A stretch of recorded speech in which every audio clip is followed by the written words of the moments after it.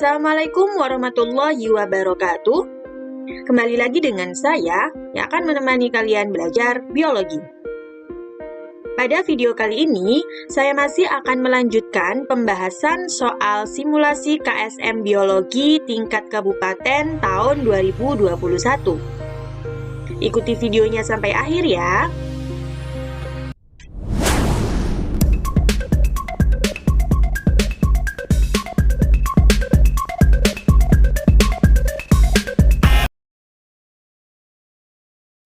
Sekarang kita sudah sampai pada pembahasan soal nomor 21. Perhatikan skema hormonal yang mempengaruhi proses spermatogenesis berikut. Nah, ini ada skema ya, skema hormonal yang mempengaruhi proses spermatogenesis, di mana spermatogenesis itu adalah proses untuk menghasilkan sperma. Nah, dimulai dari spermatogonia ya. Spermatogonia yang sudah siap untuk melakukan spermatogenesis. Spermatogenia ketika dia sudah siap melakukan proses spermatogenesis, maka akan mengakibatkan hipotalamus ini mengeluarkan GnRH atau gonadotropin releasing hormone. Gonadotropin releasing hormone. Selanjutnya, GnRH ini akan menargetkan hipofisis anterior atau kalau di sini disebutnya anterior pituitary untuk menghasilkan FSH dan juga LH, di mana FSH ini adalah follicle stimulating hormone ya.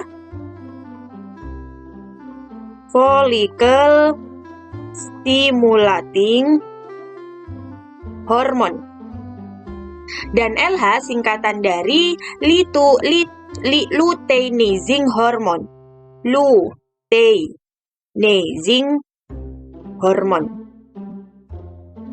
Selanjutnya, FSH ini akan menstimulasi sel Sertoli untuk pembuatan sperma.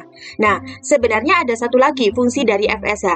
FSH ini nantinya akan menstimulus ABP untuk memacu pembentukan sperma. Jadi, selain FSH itu dia menstimulus sel Sertoli, kemudian FSH ini nantinya juga akan, di sini ya saya gambarkan ya, dia akan menstimulus ABP atau androgen binding protein.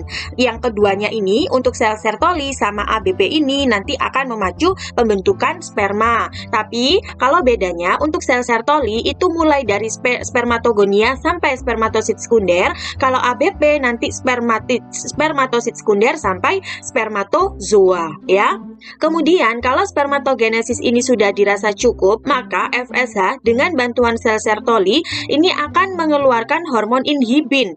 Inhibin ini suatu hormon yang nantinya dia bisa memberikan feedback negatif pada pituitary anterior. Fungsinya untuk apa? Agar dia tidak mengeluarkan hormon FSH lagi dan spermatogenesis bisa berakhir. Itu dari segi FSH atau follicle stimulating hormone. Kemudian selanjutnya ada LH. LH ini adalah luteinizing hormone.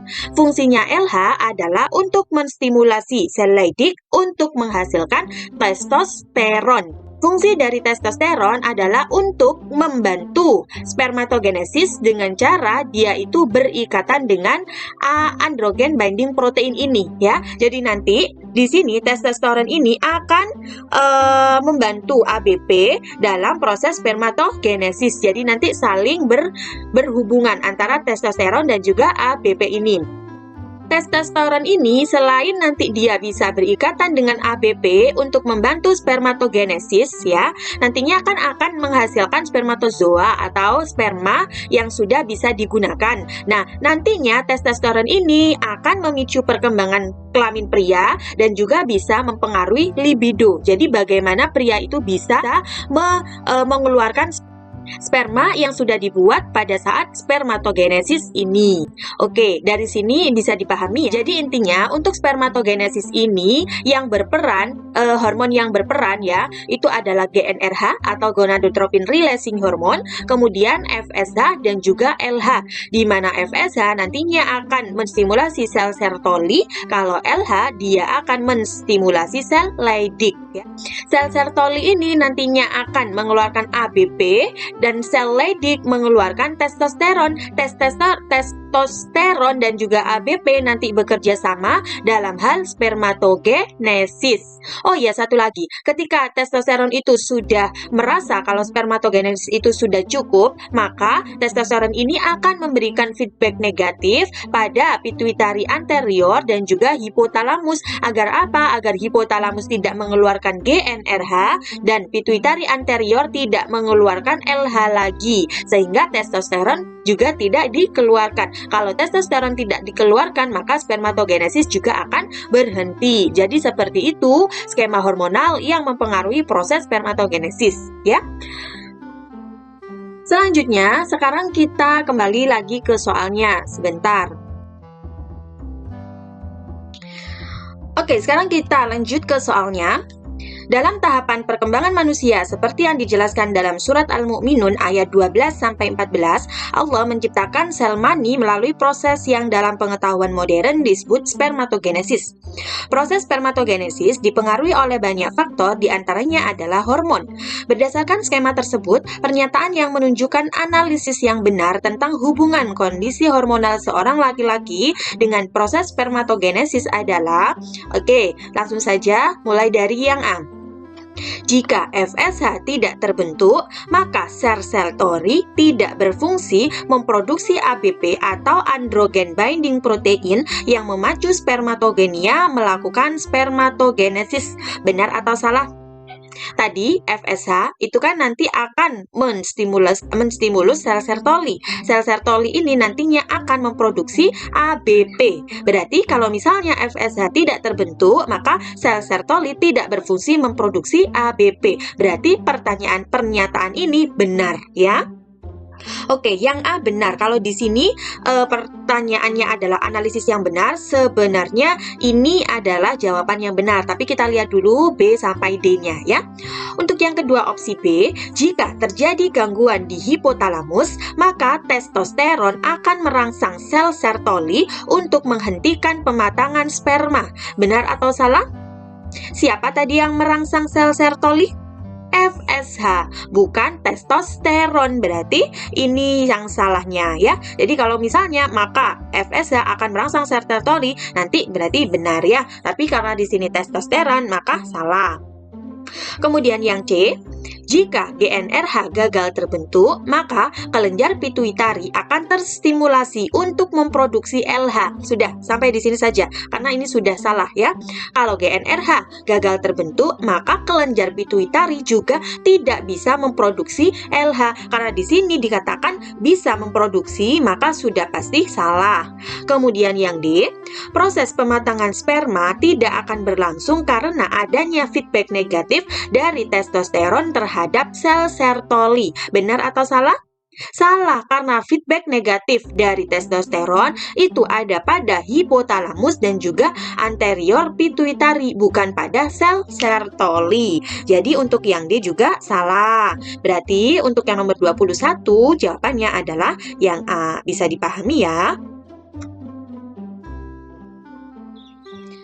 Sekarang kita lanjutkan ke soal nomor 22.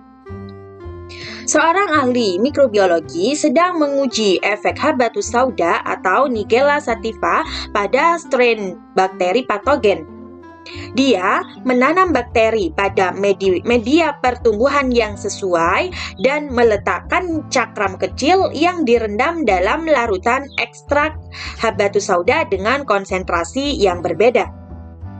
Kemudian dia menginkubasi sesuai dengan kondisi dan mengukur daerah di mana tidak ada pertumbuhan bakteri di sekitar cawan. Hasil pengukuran disajikan pada tabel berikut. Ini ada tabelnya ya. Menurut data pada tabel, larutan ekstrak habatus sauda yang paling efektif adalah Oke, berarti untuk soal kali ini kita sebenarnya membahas tentang bakteri, di mana salah satu subbabnya adalah tentang uji antibakteri atau uji antimikroba. Uji antimikroba. Nah, tujuan untuk melakukan uji antimikroba itu sendiri adalah untuk mengetahui keefektifan suatu zat atau ekstrak, biasanya itu bahan-bahan alami, untuk bisa menghambat atau bahkan mematikan bakteri. Dalam uji antimikroba itu yang dilihat adalah zona bening ya. Zona bening atau zona hambat.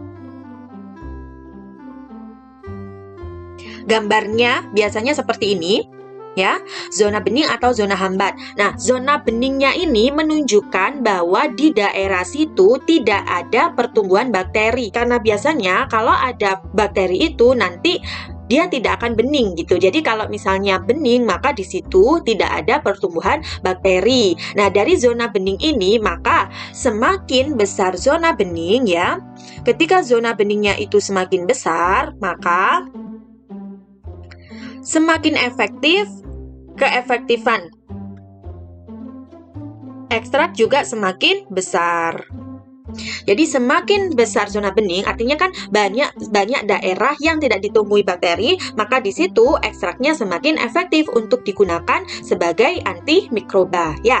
Nah, di dalam penelitian ini yang di nomor 22 ini, ahli mikrobiologi itu ingin mengetahui keefektifan habatus sauda untuk mematikan bakteri patogen. Nah, di sini habatus sauda yang digunakan itu ada pada 4 konsentrasi ya, tapi kita tidak diberitahu konsentrasi apa saja, tapi di sini hanya 4 konsentrasi, mulai dari konsentrasi 1, 2, 3 dan juga 4. Nah, 4 konsentrasi ini diujikan pada beberapa perlakuan, di mana di sini ada 3 perlakuan. Ada perlakuan eksperimen, berarti ya habatus saudanya itu sendiri ya, kemudian dicampur dengan bakteri. Kemudian yang kedua ada kontrol positif. Kontrol positif ini biasanya menggunakan antibiotik gitu. Menggunakan antibiotik misalnya seperti kloramfenikol, kemudian tetrasiklin atau eritromisin dan juga antibiotik yang lainnya.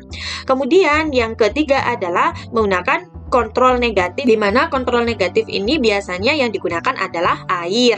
Nah, dari ketiga perlakuan ini yang harus kita lihat adalah dari eksperimennya ya. Jadi data eksperimennya untuk kontrol positif dan juga kontrol negatif ini tidak usah dilihat ya. Jadi yang dilihat adalah data eksperimennya. Sudah saya katakan tadi, semakin besar zona bening maka keefektifan ekstrak itu semakin tinggi. Jadi di sini yang paling besar zona beningnya adalah 18. 18 ini ada pada konsentrasi habatus sauda nomor 2 ya. Jadi, menurut data di atas, maka ekstrak habatus sauda yang paling efektif digunakan untuk antimikroba adalah yang nomor 2. Oke, B ya. Jadi jawabannya adalah B. Bisa dipahami ya? Oke, sekarang kita lanjut ke soal nomor 23. Bunga meri sering terlihat sebagai bunga pertama yang muncul di musim semi di beberapa daerah di Amerika Serikat. Bunganya biasanya berwarna biru, tetapi kadang-kadang ditemukan variasi bunga putih atau merah muda. Data pada tabel berikut ini diperoleh setelah beberapa persilangan. Pernyataan berikut yang paling menjelaskan data di atas adalah, di sini ada tabel di mana ada paletal, berarti ada beberapa kali persilangan yang menghasilkan keturunan pertama dan juga keturunan kedua. Nah, di mana di sini yang pertama itu dia menyilangkan biru dengan putih, bunga meri warna biru dan juga putih. Ternyata keturunan pertamanya itu adalah biru. Berarti bisa kita ketahui bahwa di antara warna biru dan juga putih yang lebih dominan adalah warna biru ya. Saya tuliskan dulu di sini. Berarti biru warnanya lebih dominan. Nah, untuk keturunan keduanya ternyata mendapatkan 198 biru dan juga 65 putih. Dalam artian di sini bahwa birunya lebih dominan ya, karena rasio yang muncul lebih banyak daripada yang putih. Oke, selanjutnya untuk persilangan kedua adalah menyilangkan bunga meri yang berwarna biru dan juga merah muda. Nah, dari persilangan itu, keturunan pertamanya adalah biru semua. Maka bisa dikatakan bahwa antara biru dengan merah muda itu lebih dominan warna biru. Jadi, di sini saya tuliskan lagi bahwa biru masih lebih dominan. Nah, itu juga dibuktikan dengan rasio keturunan kedua di mana 151 berwarna biru dan juga 54 berwarna merah muda. Berarti artinya biru itu lebih dominan daripada warna merah muda. Kemudian untuk persilangan ketiga adalah menyilangkan bunga meri yang berwarna merah muda dan juga putih. Ternyata F1-nya atau keturunan pertamanya itu adalah biru semua, ya.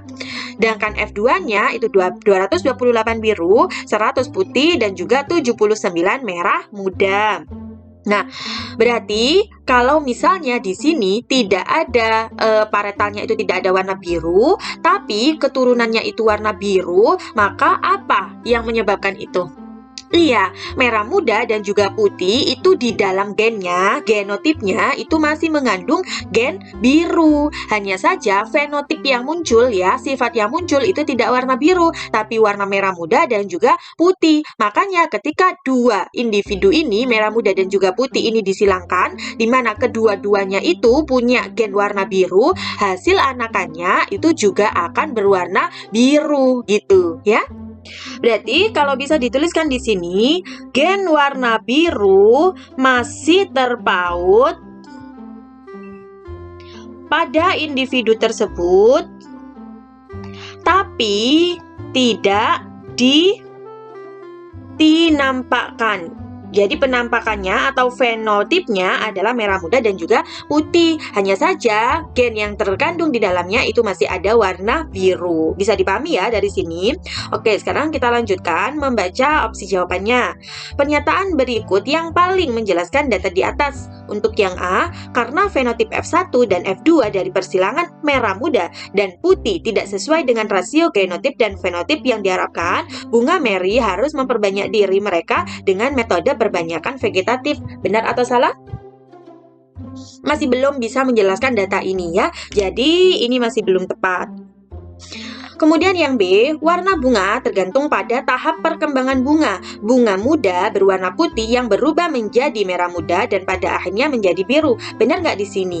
Salah ya, karena dari biru nantinya akan menjadi putih, kemudian nantinya akan menjadi merah muda. Karena di sini rasionya adalah seperti itu, dari yang paling besar menuju yang paling kecil. Jadi di sini kurang tepat. Kemudian yang C, munculnya warna biru pada generasi F1 dari persilangan merah muda dan putih menunjukkan bahwa warna bunga bukanlah sifat yang diwariskan tetapi ditentukan oleh lingkungan. Benar atau salah? Salah, karena ternyata merah muda dan putih itu dia punya gen warna biru, hanya saja tidak dinampakkan. Jadi untuk yang C kurang tepat. Kemudian kita yang D, warna bunga adalah sifat bawaan. Fenotip F1 dan F2 dari bunga timbul dari persilangan merah muda dan putih yang disebabkan oleh produk gen lain yang mempengaruhi ekspresi fenotip. Benar atau salah? Iya, benar ya. Jadi, walaupun fenotipnya itu tidak biru, tapi dia punya gen. Jadi, gen warna biru. Jadinya, keturunannya, baik itu F1 dan juga F2, itu bisa F1 ataupun F2 itu berwarna biru ya. Jadi jawabannya ini yang D benar. Jadi jawabannya nomor 3 adalah D. Bisa dipahami ya. Sekarang kita lanjut ke soal nomor 24. Perhatikan gambar berikut. Jika ditemukan glukosa di kencingnya seseorang, meskipun tidak menderita diabetes, maka potensi kerusakan ginjal ditunjukkan dengan huruf. Oke, berarti ini sekarang kita membahas tentang sistem ekskresi, di mana salah satunya adalah ginjal. Ginjal fungsinya adalah untuk mengeluarkan urin, untuk mensekresikan urin. Jadi di sini proses pembentukan urin. di mana proses pembentukan urinnya itu sendiri itu ada pada nefron. Jadi gambar ini semuanya ini menunjukkan nefron. Di dalam ginjal kita itu ada banyak sekali nefron, entah itu jutaan atau ribuan nefron, karena memang dia fungsinya untuk membentuk urin. Nah, nefron itu ada bagian-bagiannya. Untuk yang A ini adalah glomerulus. Kemudian yang B, karena di sini yang ditunjuk adalah ini, maka pembuluh darah ya. Sebenarnya pembuluh darah bukan bagian dari nefron, tapi memang di situ ada banyak pembuluh darah ya. Nanti darahnya itu akan masuk ke dalam glomerulus. Kemudian yang C ini ya, yang C ini adalah tubulus collectivus. Yang D, yang D ini adalah tubulus contortus proximal, dan yang E adalah tubulus contortus distal. Sebenarnya kurang ada satu lagi, yang ini namanya lengkung Henle ya. Tapi saya tidak tahu nih, ini yang ditunjukkan ini pembuluh darahnya yang warnanya lebih gelap atau yang lengkung Henle. Tapi kalau di sini itu kan dia lebih ke pembuluh darahnya ya. Jadi biar tidak salah ini saya tuliskan pembuluh darah saja. Sedangkan untuk yang lengkung Henle itu yang berbentuk seperti U ini ya. Oke, kalau sudah selesai kita tahu bagian-bagian dari nefron, sekarang kita membahas tentang mekanisme pembentukan urinnya. Jadi mulai dari yang pertama itu ada yang namanya proses filtrasi, di mana filtrasi itu adalah penyaringan ya, penyaringan. Penyaringan apa? Penyaringan darah. Jadi darah, di sini kan ada pembuluh darah, di dalamnya ada darah, nanti akan masuk ke glomerulus. Kemudian dari darah itu nanti akan disaring. Nah, filtrasi itu ada pada atau dikerjakan oleh bagian glomerulus.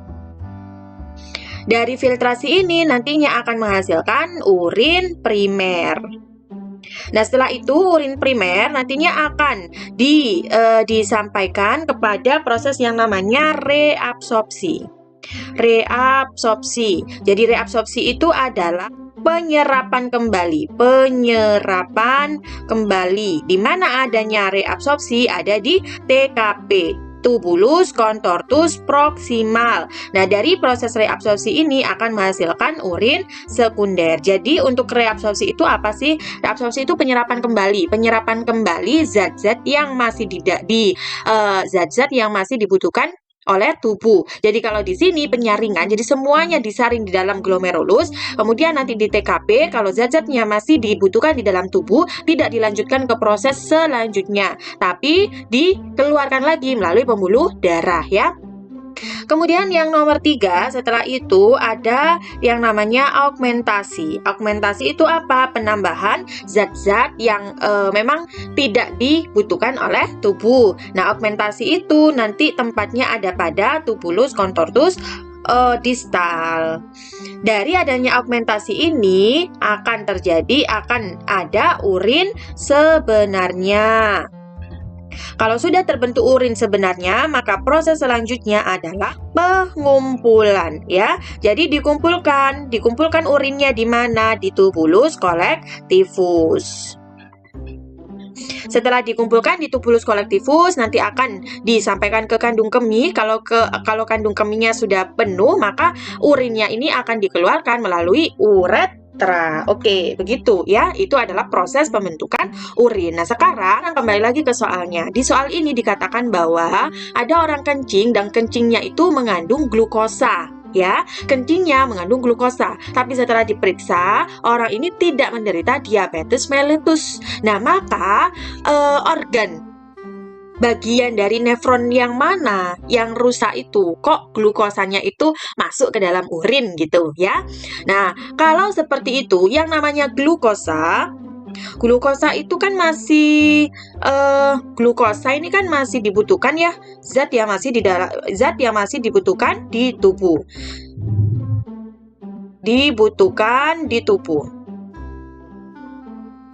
Seharusnya glukosa ini tidak ikut ke urin, tapi di sini glukosanya itu ikut ke urin. Maka dari bagian mana nih yang rusak dari sini? Ayo, dari mana?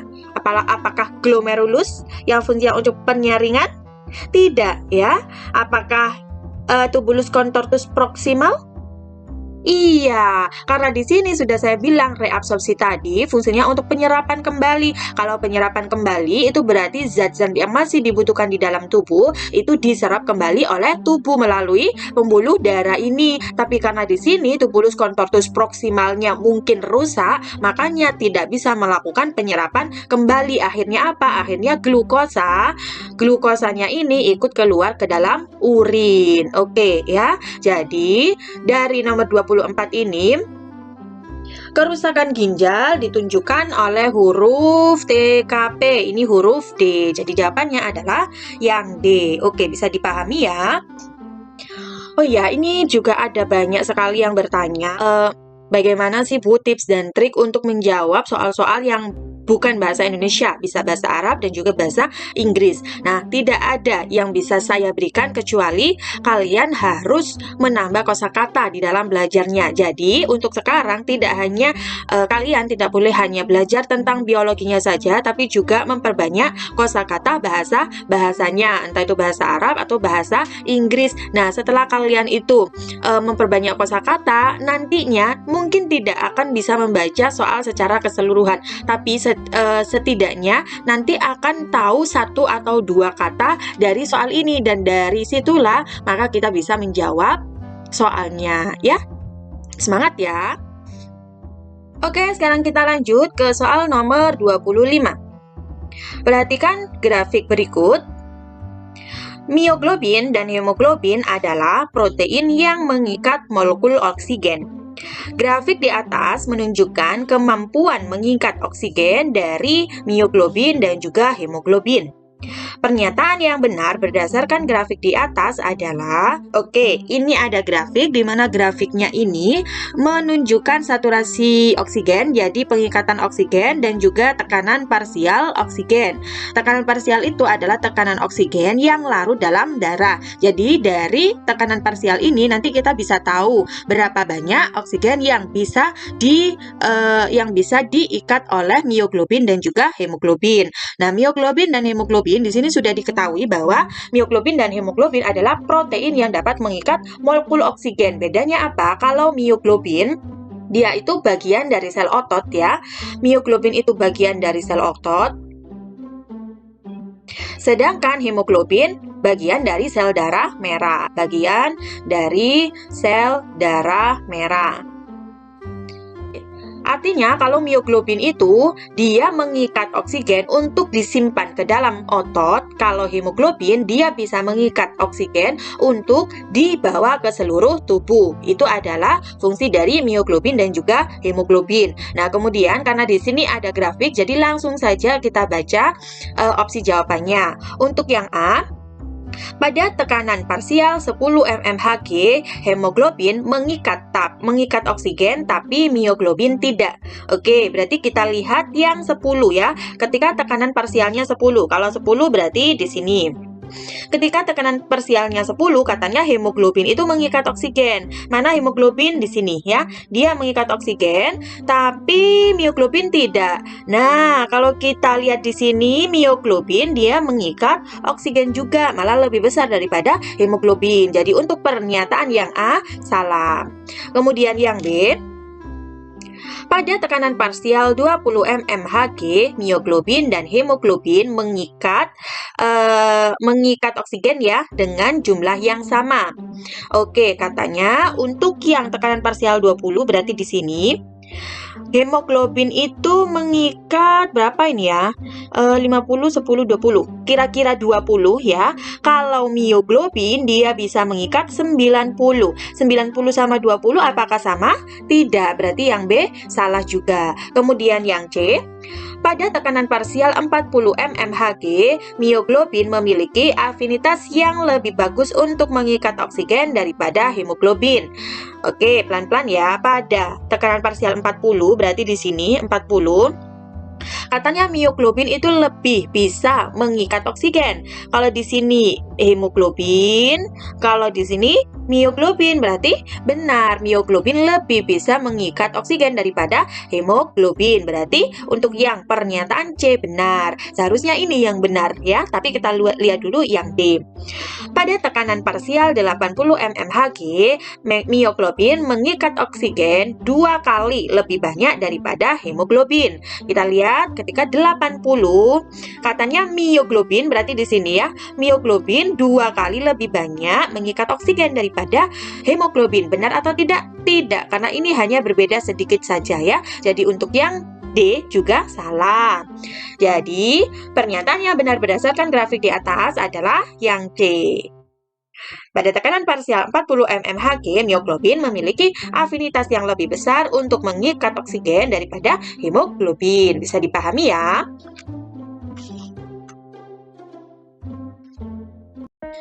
Oke, mungkin itu saja yang bisa saya sampaikan pada video kali ini. Semoga apa yang kita pelajari hari ini bermanfaat. Mohon maaf apabila ada salah kata, salah tulisan, ataupun salah penjelasan. Apabila ada yang belum paham, bisa langsung menulis ke kolom komentar. Nanti kita diskusi bersama. Kemudian saya akhiri. Wassalamualaikum warahmatullahi wabarakatuh.